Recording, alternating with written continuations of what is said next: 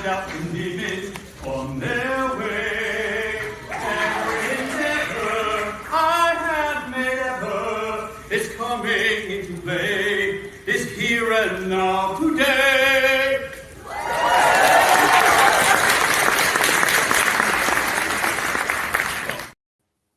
Yes, my friends. Yes, this is the moment, and I appreciate all of you for being here. You get a ring of the victory bell for being here and being so amazing.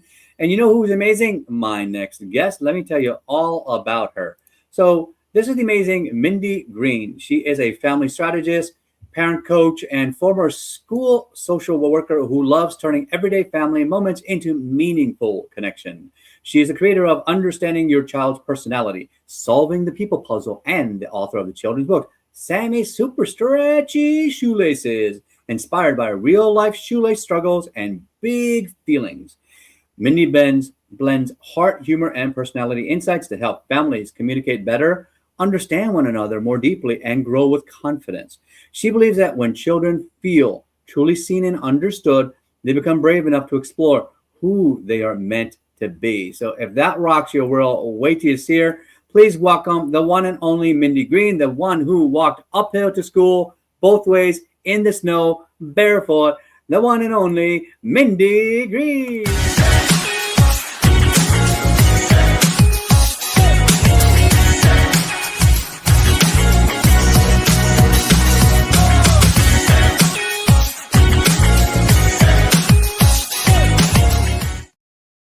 Hey, Mindy, welcome to the show. How are you feeling today?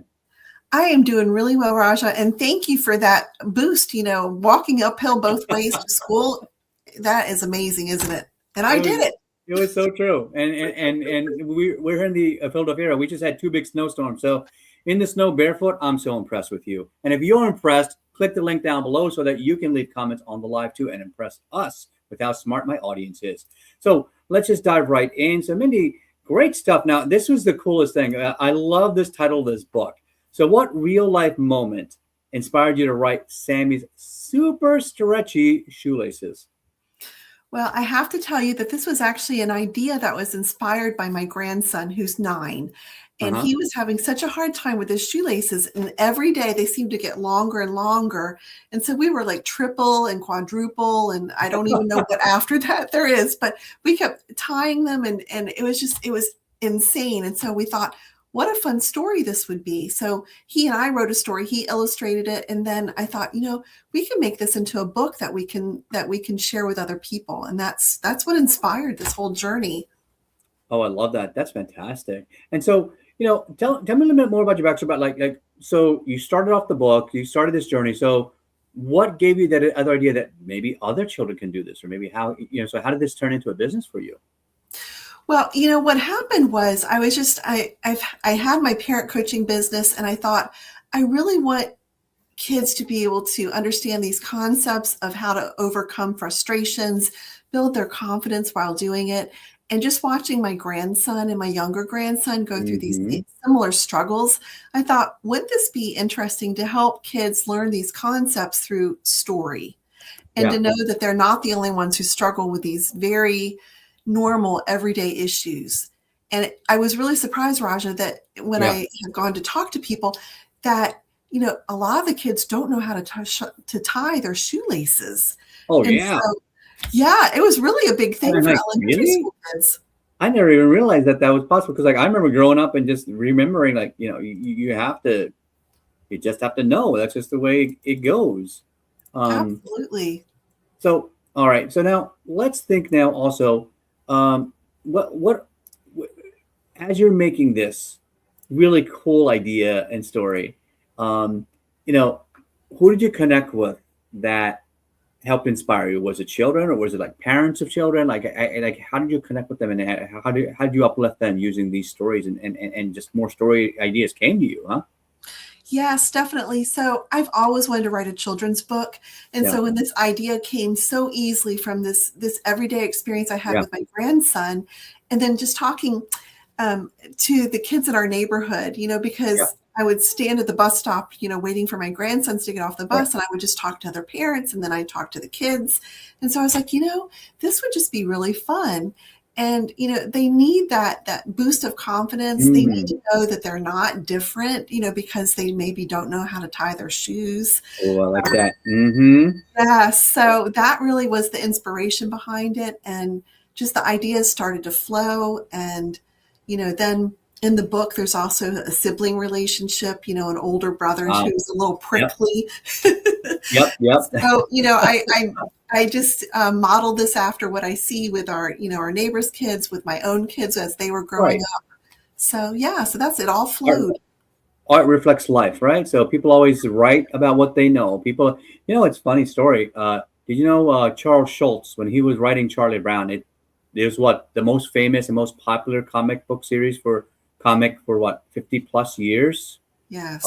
And I had a friend who actually met Charles Schulz in person before he passed away. I was so impressed. And so she had said that actually he leaned in and said, like, actually, Charlie Brown is me. I'm like, oh, mind blown. I never thought about that. Mm-hmm. Never. And so that's what people write about is who they are. So my son's writing, he's on the spectrum, and he just wrote a horror novel book. And so he's writing this amazing story that he wrote when he was 10 years old, and now it was 20 pages back then, and now it's 120, and now it's a trilogy. I'm like, oh my gosh, this kid could be the next Stephen King, right? So if you're watching on the live right now, you thrive. And if you're on the replay, you get to play again. Give us some thumbs up, give us some hearts, so we know that you're getting the impact that you want, because all of us out there, we want to help the algorithm and keep bringing experts like Mindy over there, right? And, there's so many people that we want to bring out there. So please like and subscribe to the channel. There it is. You see it, you know it. And breaking news, I got to show you something really cool. Mindy has a gift for you. So take a look. What is it that they're going to get when they click on your link right there, Mindy? Yeah. So what I did is I created a book, and it's a guide really for parents on how to create routines. And I know you might cringe if you're a parent and hear the word routine. It sounds boring. It sounds like, why would I want that? But these are really, I call them more like rhythms that create some structure for your day, because we know that the 3 hardest times of the day are morning, after school, and bedtime. And that it doesn't matter if you have babies all the way up to teens. It's just, so that's what this book is. It's helping you look at those different times of the day and how you can create some rhythms that work actually for your family. And it says back to school, but I haven't lost my mind, because these are rhythms and routines that you can use all throughout the year to help. Oh, I love that. Life. That's beautiful. You got a victory bell for that too, because that's truly. And by the way, I have the book over there, like Atomic Habits by James Clear, on my shelf. I love that book. It's all about habit stacking and making sure that you do things that align and help you to get to your successes and wins. And children need to learn that, as well as adults do, don't we? So great stuff. And let's just keep on going forward. Now, this is where I call the shift here, the softer side of Sears. I want to get to know you as a person, because people, I always say, don't join a business, they join a person. So tell me a little bit more about you, just about, where did you grow up, and how did you grow up? Oh, I love this. Thank you, Raja, because I love to talk about my family of origin, because I grew up in Lower Delaware, which is the southern part of Delaware. And it's called Slower Lower, though, because it's it's rural. It's there's a lot of agriculture there, and just the pace of life is slower. So, and I loved growing up there. And, the people who are just such salt of the earth, and just genuinely good people who show up for one another, their community. And I grew up in a family like that, where, are some of the greatest things that I learned were around the kitchen table, sitting there with my aunts and uncles and cousins. Right. And, I have such fond memories of that. And that was something that I wanted my kids to be exposed to as well. So even now as young adults, they still go home, which is what we call Delaware, to visit with the family there, and to be a part of that, and know that they're part of something much bigger. So, and that's where my love of family and developing really strong, stable environments for home started. Was right there. Oh, that's beautiful. That's so important because I know, like my mother, bless her heart, she passed away last year. That's what she did for us. Is that she really united people, and for an immigrant to come to America in her early 30s with two children, like I was 3.5, my sister was, just born, so she was what, one maybe ish, two, no, she was two, and so. My dad had to work coming to America. I mean, really, that's the true immigrant story. And, she united all of us. And, she spoke a little English, not much, but I mean, that's it. I mean, but it was more the way she interacted with people. She was the connector. She was the great connector, honestly. And so when I launched my nonprofits, I talk about the kind of schools that I want to instill and I'm going to build schools to get homeless children off the streets. It's going to be called the Gitara Schools. So Gita was my wife's mother, who passed away from cancer when my wife was only 4 years old. So she lived a tough life, and had a stepmom later, but still, it doesn't matter. That's when you lose your mom, it's a big deal. I lost my mom last year. Her name was Tara, Tara. So you see the combination. Gitara is combined names of both of those moms that influence all of us, and surprisingly, both of them were teachers in India, so they were teaching children, and so I'm like, it just seems like the divine is already like reaching out to us, and like that's what needs to be, So both of these women are now continuing on in perpetuity. So if you like that, give us a like and a thumbs up for that because that's really the key. So thinking about that and understanding that, Mindy, what was while growing up, was there anything that kind of shaped the way you think today? Was there a movie or a book or a person that really kind of inspired you? So movie and book. First of all, my favorite movie is Mary Poppins. Oh, Mary Poppins. I love And I Mary know Poppins. that ages me, but it's timeless because Oh, it's awesome. yes, part of that was because of the time period that it was in, that women were really, in the movie, they're showing that they were out there trying to get the right to vote. Yep. So, and this is this month is Women's History Month for the Yes. month of March. And so I mhm. loved that. And just the way that, she interacted with the kids is that she wanted things to be fun, because we Yeah. often, and this goes back to even to the gift that I'm giving, it's like the routines, what she was trying to do is help them to establish routines and recognize that they can be fun. Right. And, Mhm. so that was one of the things that really stuck with me. And then book wise, my favorite book is A Wrinkle in Time. No, I love A Wrinkle in Time. It is one of my favorite books. I've been telling my children, don't watch the Disney version of it. You have to No. read the original book. Mm-hmm. And sorry, Oprah, I don't know why you decided to do that movie. No, I love you, Oprah. Don't be mad, but you should have stayed with the book. It was an incredible book. It really was. So, yes, and that idea about that coming of age story, but it was so science fiction-y, but yet so it really is a timeless story.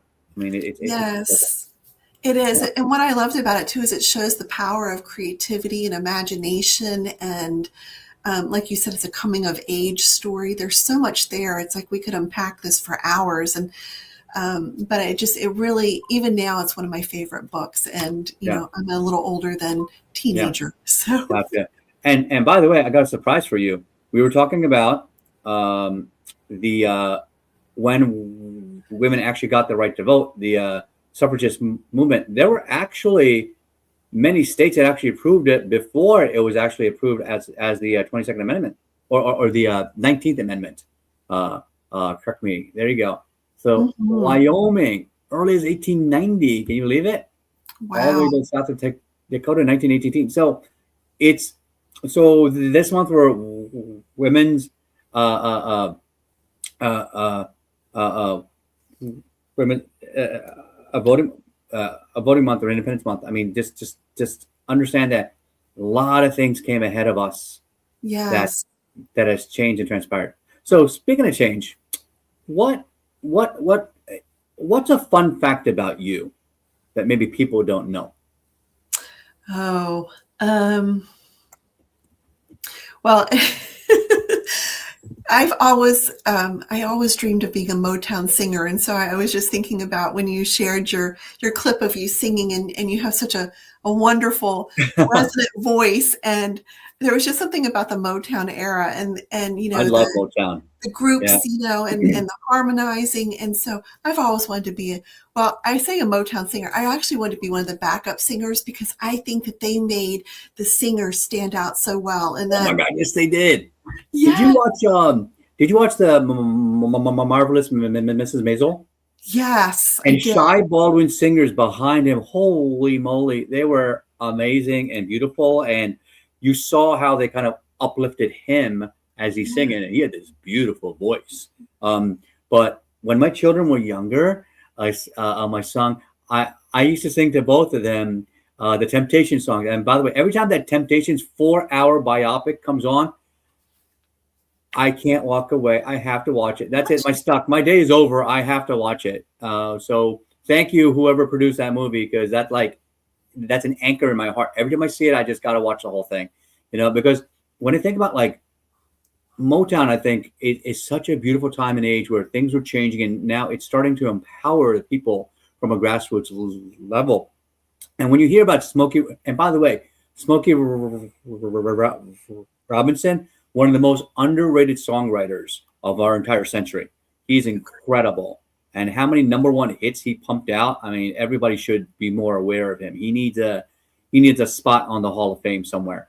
And so, truly, so my son and daughter, I got to say this, I just sing to them, I got sunshine on a cloudy day. But when it's cold outside, I got the month of May. I guess you say, what can make me feel this way? Evan and Ava. And then I just juxtapose the song for them and make them laugh. And so that whole era also has a big soft spot in my heart too. Oh man, we're having too much fun here. We're gonna have to keep this going. Tell me. So we have a couple of minutes until our next segment here. So just real quickly here, what is your favorite quote? Like, what inspires you? What inspires me to show up every day and do what I do? Mm-hmm. I think that what it really is for me is thinking about, and I'm going to go back to what you had said about your mom having passed away last year, and then your mother-in-law having passed away many, many years ago. Yeah. And so for me, I lost both of my parents in my 30s. And so, I had young children, I was raising them, and, and so I've had a lot of time over the years to consider, like, what is my legacy? Because I've been thinking, all these years I've been thinking about my parents' legacy and my grandparents. And, so that's what really inspires me, is knowing that I want to make a difference. I don't want it. I read somewhere the other day that within 3 generations, we have lost our impact and influence. People don't know us anymore. We're just a name on a tree, on this tree. So I thought, if that's the case, what is it that I want, my great-grandchildren, my great-great-grandchildren to know about me? What do I want to have passed down?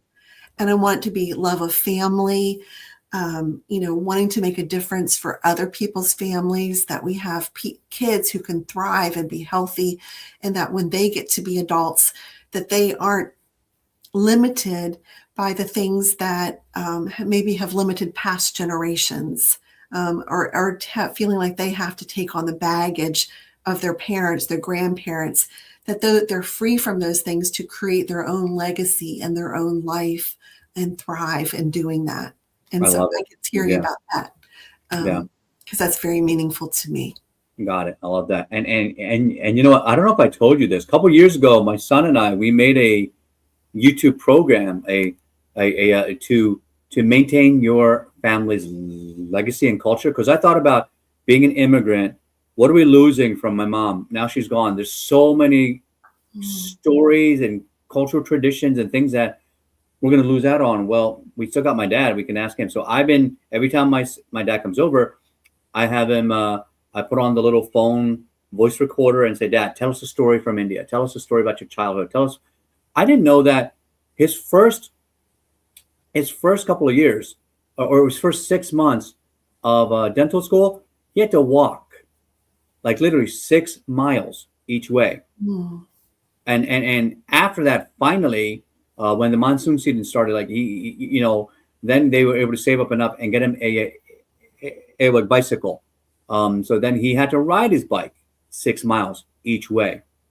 And so when people say like, oh, it's tough, the Wi-Fi is slow, I just smile and I say, yeah, it's a tough life. Mm-hmm. And we move on. And what do you do? What do you do? Right. So, oh my gosh. So Mindy, here's a fun question. Like, what is your favorite food? I always love this question. Oh, okay. So again, this goes back to legacy and growing up in the family that I did. My grandmother made the best macaroni and cheese, and it was always such a delight for her to bring it. And I would beg her, please, please, please bring it for my birthday celebration. We had it for holidays. And I don't know about your mother or other family members, and you were just talking about wanting to preserve that history and the cultural things. My grandmother never really wrote anything down. And so what she would do is she's like, oh, a pinch of this, a pinch of that, or a handful of that, a handful of that. And so after she passed away, my sister and I took upon ourselves to try to figure out, like, what was her recipe? How do we recreate this? And my dad had some memory of some of the cheeses that she would use, but it's taken us 20 plus years to figure it out. So macaroni and cheese, my grandmother's recipe. I love it. I love it. You're gonna have to share that with us at some point so we can bring, or just make it and share it with us. Better. All right. Yeah. So I know who to call for that. Hello. Yeah. Old Country Buffet. Yeah. Listen. We need grandma's mac and cheese, twice baked, for my VIP guest Mindy in the green room. Stat. All right. Totally. So there you go. Totally real call. So you're going to be well fed in there. So before we shift gears again, just what is it that you want people to recall about you? I want people to, when they think about me, I want them to think about that we have the ability to create the life in our families that we want. We could have those important conversations at the kitchen table, or standing at the stove making macaroni and cheese, or the conversations that we have in the car with our kids. I want your audience, the audience, to know that you have the ability to create those memories too. And your kids are not looking for perfect. They are looking for you to be present, though.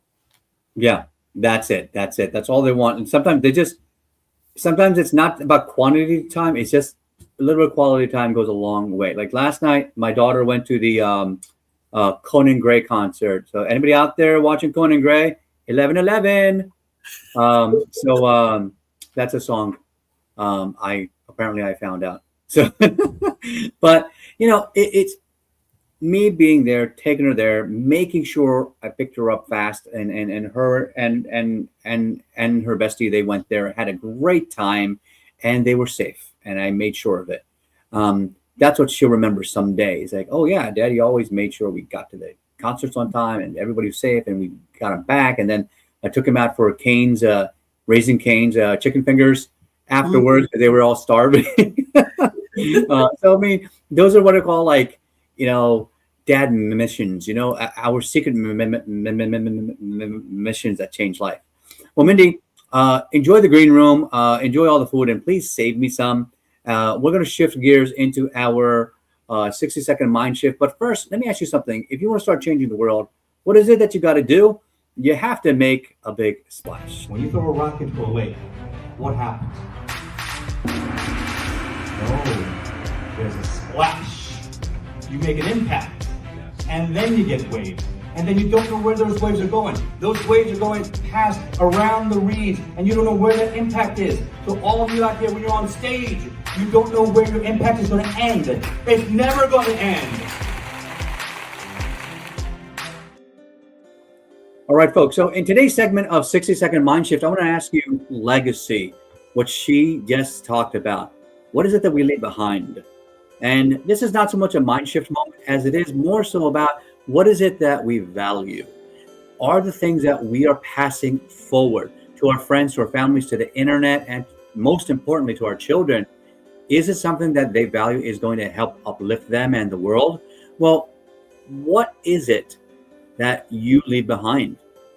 I'm going to say to my children all the time, reduce screen time, read more books, make more friends.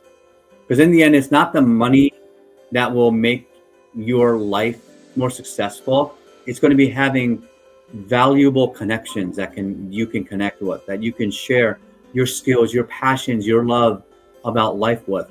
Both my kids are in a band and orchestra. My son plays the French horn. My daughter plays the viola. And I asked them, do something that you love. My daughter started playing the guitar last year, and I'm so proud of her. She works on it on her own sometimes too. And I don't have to push. She just does it because it's fun. And apparently her English class found out that I have a TED Talk. So now the teacher wants me to come in and do a song or something. I don't know. And so this is the legacy I leave behind, is that, we all have skills and passions that we care about. Don't be afraid to share them with the world, because the world needs more passion, not perfectionists, not experts. They need more passionate people in the world. So you're going to ring the victory bell. For those that are just joining us, thank you so much, because when you're live, you thrive, and on the replay, you get to play again. Make sure you like and subscribe to the channel so that we can continue giving great value to everybody. So let's bring Mindy back and see if she saved me any food. Mindy, how was the food? Anything left? I had to finish it all. It was so good. Okay. That's all right. Don't worry about it. I'll just order more. So Mindy, what was your big takeaway from that 60-second mind shift, and what would you add to it? I really loved what you said about, about impact. And so I think about that as ripple effect, about how what the actions that we take, how we don't know how far that will carry and who that will touch. Yeah. And, and what you just said about your kids, what you would want them to take away from and share with others is so important. For me, it's like I always wanted my kids, to share kindness, to be the ones who noticed the ones that maybe others didn't see, to make someone feel seen, heard, and understood, because I think that is a gift that we can give so many, and that has such a huge impact that we're not even aware sometimes of what that has done for someone else. Got it. Thank you so much. Oh, that's beautifully said. I really appreciate you for that. So there, you got a victory belt for that. And one more time, I want to make sure that you don't miss out. There is her gift. Make sure you grab it before it goes away. And for everybody out there, I'm Coach Roger. As always, wait, one more thing before I get ahead of myself. I forgot the grand vision question. Mindy, if someone gives you a blank check, unlimited funds, what is your grand vision to change the world? Well, I have to go back to the books, because books have had such a great impact on me. And I know how excited my grandson was to know that this idea that we had became a reality in the book that I wrote. And so my grand vision would be, if you gave me $1 million right now, or a blank check, whatever it is, whatever amount I could spend, I would want to encourage other people, kids, to write their books, their stories, to know that their voices matter, and to get these books, my book, their books, all these books that can impact somebody else and have that ripple effect into all the schools in the country, and then spread to the world.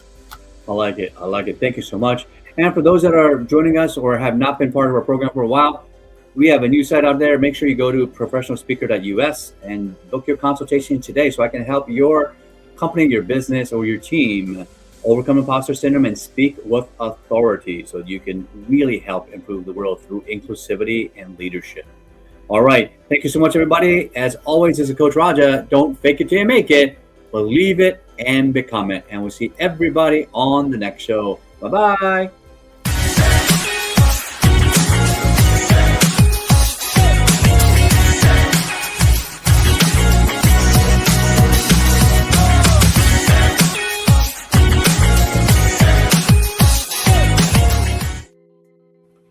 Hey, Mindy, welcome back. So, real quick, I got 3 quick questions for you. We're out of here. You know, there's thousands of podcasts and shows out there.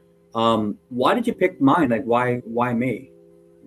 You know, Raji, I don't know if I've ever said this to you before. We've known each other through colleagues, and Yeah. you really inspire me because you show up fully, and you show up with passion, just like you said you would want your kids to do. And I so deeply appreciate that about you. And so I feel good being around you, and I knew that this was going to be a great experience. Oh, thank you so much, man. I'm getting teary-eyed already. What was your biggest takeaway from the show today? You know, I really enjoyed the conversation, and just the thought of how do we impact other people and how do we show up, and you really spoke to that even more than I did, you know. And so that's my big takeaway, is that, you know, we just by showing up, what impact we can have on others and make a real difference. Oh, I love that. That's beautifully said. And totally unbiased question, on a scale of 1 to 10, how much would you recommend me to somebody else's stage? You're an absolute 10 in my book. Thank you so much. I appreciate that. And, you know, for those of you that are out there, you know, go find a best friend and make new friends every single day. Connect with everybody. All right. Podcast crew knows what to do, and we are out of here.